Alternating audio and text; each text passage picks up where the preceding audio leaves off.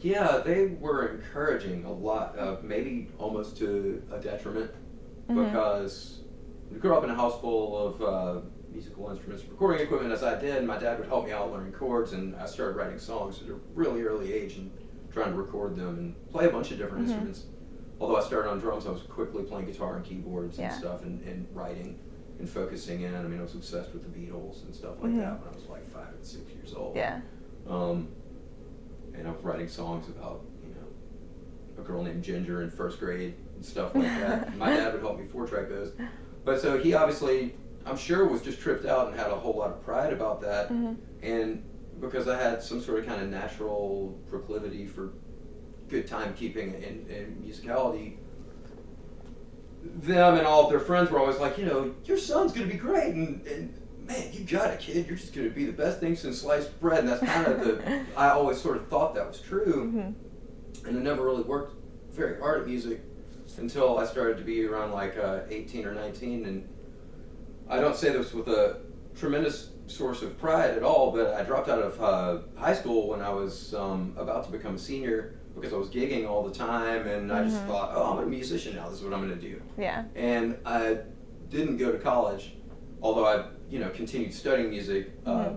mainly because of what I'm about to say, which is that I saw friends of mine go to college, like learning how to play music and learning music theory, and Mhm. and it really kicked my ass. Like I was like, whoa, wait a second, I don't know what I'm doing at all. Yeah. And at that point, I started studying. I actually approached Tim Goodwin, who's the head of jazz faculty at University of Memphis, for bass lessons, because at that time I was really focusing more on electric bass, and he actually taught me weekly for I'm not sure how many months.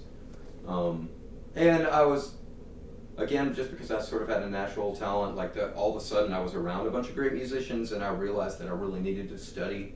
So I was, at that point, I was really inquisitive about learning, but my whole childhood, and it was natural talent. It was sitting around four tracking and really crude sequencing stuff, which is like a precursor to basically electronic music and computer-based music of today, was like more hardware dedicated, what they called sequencers and Mhm. stuff. And my dad, by that point, was a recording engineer at Ardent Studios in Kiva and all that stuff, so he had a good handle and was acquiring a lot of that equipment.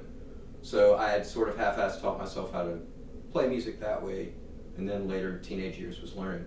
I know that's a really long answer to your question, No, no, that's but perfect. it's that, I don't think there was any, obviously there was no ill will on my parents' part or their friends, but I sort of wish instead of being like, you're great, they would have been like, you need to take lessons. Yeah. So Yeah. it was a long road to hoe, and I really, really had to work at Yeah. becoming a competent musician, I felt. So you said you started gigging when you were in high school? 14. 14 years Yeah, old. Wow. my mom and dad divorced, I want to say 78 or 9. Uh-huh. And she wound up actually marrying another singer-songwriter named Richard Orange, who made a bit of a mark in the 70s here. He was from Louisiana, but he came up and had a band called Zyder Z, and then it was called Z. And they were a bit of a power pop band, sort of in the tradition of Big Star and some of that stuff. Mhm. And then it leaned a little bit more new wave in the 80s. But,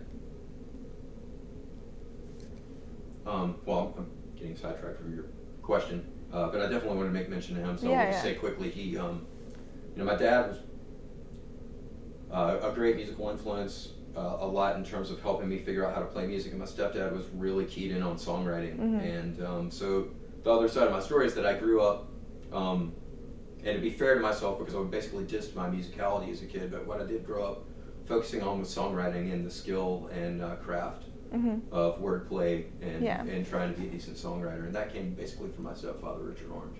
Okay, cool. But my mom and stepdad divorced in the late 80s. I mean, I had a rock and roll mom, what can I say? Yeah. But she had a friend named David Wyndham who was an adult, and he was over at the house just saying he was looking for a bass player. Mhm. And I was 14, and I was just like, well, I'll do it. The next thing I know, I was playing my first show, which was at the Antenna Club, age 14, and playing around places at the time. There was the Pyramid Club and the Loose End, Barristers, maybe, Uh-huh. there back then. But yeah, that's when I started. Okay, cool.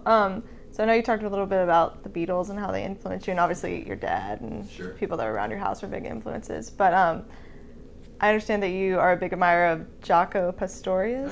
I am. So can you talk a little bit about how you found out about him and what his influence has been? Yeah, well, as my teenage years came on, I'd started on drums, and then I'd grown up sort of recording, which meant playing a little bit of everything.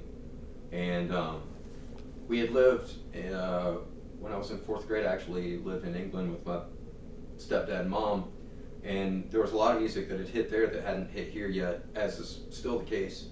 And I was really obsessed with, you gotta bear in mind, I was like 9 or 10 years old. I was 10 actually. I was really into Paul Young, who's a British soul singer, and he had this fretless bass player named Pino Palladino. That sound of the fretless bass really knocked me out, and so I was really into that. I had no idea at that point how to make it work. Then around the time that I was 15 years old, one, I need to also say